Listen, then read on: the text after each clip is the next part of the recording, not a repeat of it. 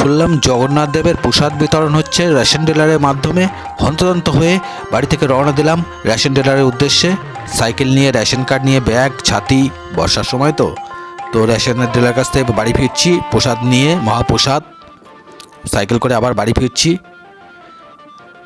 বাড়ি ফিরে প্যাকেটটা খুলবো, কি আছে ওর মধ্যে দেখব। মহাপ্রসাদ আনতে গেছি রেশন ডিলারের কাছে।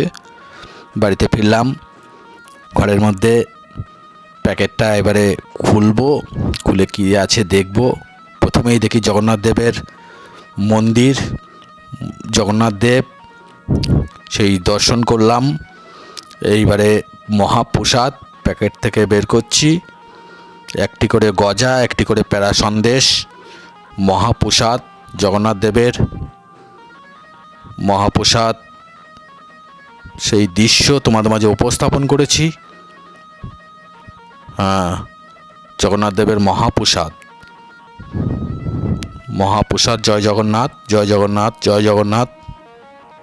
এবারে তিনবার কপালে ঠেকিয়ে ঠাকুরের নাম স্মরণ করে জগন্নাথ দেবের প্রসাদ সেবন করলাম বা খেলাম। এবারে জগে জল নিয়ে পান করলাম, বাস সেবা করলাম। জয় জগন্নাথ, জয় জগন্নাথ, তৃপ্তি হলো।